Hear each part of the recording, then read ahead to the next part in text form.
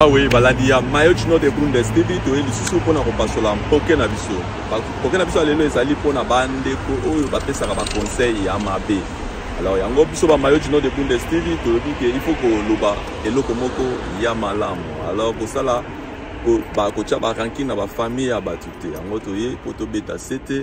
Alors suivez notre sœur après on va revenir. À tout à l'heure. Moi si aboyi mobali aboyi moi si. Yoka biso oza vrai dio ozwano basi bazé belé oza vrai chéri oza mibali bazé belé oui bazé belé mais pour kutana oya malamu eza pasi na mutu oyo lingi pesa conseil ndeko nanga eloko o ba boyeli kuna sala effort otika yango. Tu es une belle femme, tu es un bel homme okutana pena mutu malamu akolinga yo mais soki ya atiki yango te.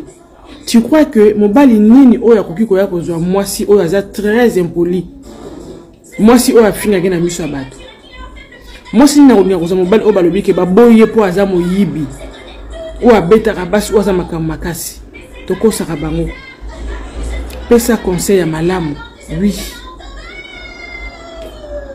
parce que ko encourager mutu ezalaka eloko moko encourager mutu eza eloko malamu boyo ki ser na biso ndenge abeti c'était c'est eloko moko ya malamu. Alors ozala na aptitude te ke mutu aboyani na mwasi na ye ou bien aboyani na mobali na ye bo chaka moto bo chaka pilipili. Alors eza kitoko te. Alors il faut encourager batu so moni batu to bakabwani par exemple ba problème ezalaka nango vraiment la mobali peut-être aza agressif abetaka mwasi na ye. Alors eloko wana il faut que vraiment ko sala ko soit mama kambo sérieux bo vandi bo solo li parce que moi si abotama te ke pona mobali abetaka ye mobali abotama te ke pona mwasi a faire souffrir ya. Alors ya roto obeta c'était mingi vraiment bandeko na biso ke otika biloko wana ba désordre bo solo na ba famille na bino ozala bien. Alors malgré que biso ba mususu mibali tolinga ke non toza un peu hein ozolinga ka o la kisaki mobali. Exactement que et comme exagération. Il faut que vous allez quand même cool. Si vous allez moi sinayo dialogue ezala au solo la kitoko et vous allez bien que non. Alors batu bako sepe là. Alors ceux qui bozo chat désordre ko beta basi na bino ou bien ko beta mibali na bino ezala kitoko te. Alors yangwana te ko beta c'était que botika biloko wana. Et ko sala bien que ceux qui dialogue ezali ko solo là ceux qui papa za ayibaka. Maman, il faut payer à mobile nos conseils, non papa, ah ouais, bah y baraté. Alors quand ba biloko wana isa mabe.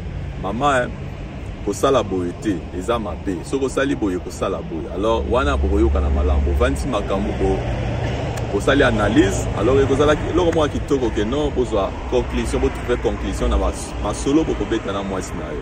Ou bien na mobile na yo. Isa la bon. Parce que vite aux autres mener isa est difficile na ba mboka na biso par exemple en Europe.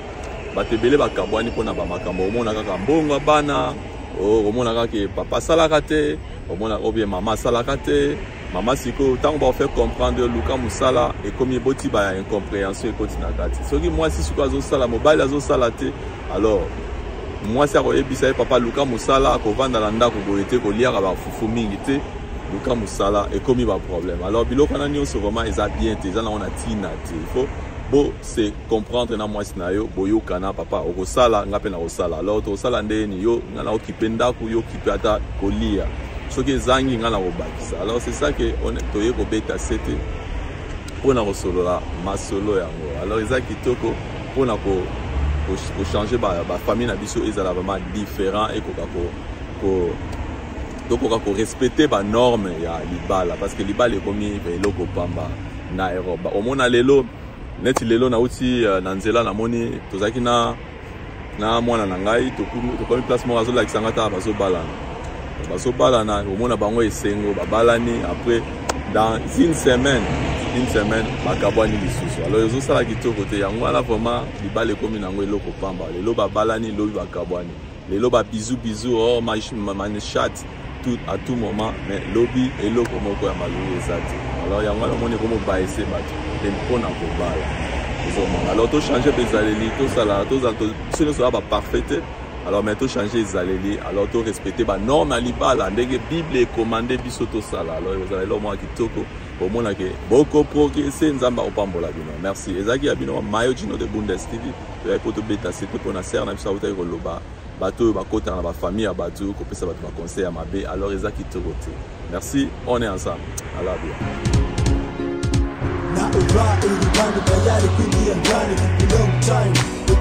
Vergessen nicht meinen Kanal zu abonnieren, Rima.real, egal auf Instagram, TikTok, everywhere. Subscribe, like und follow. Und vor allen Dingen vergesst nicht, Mayo, Gino, der Bundestv zu kommentieren, folgen und zu liken.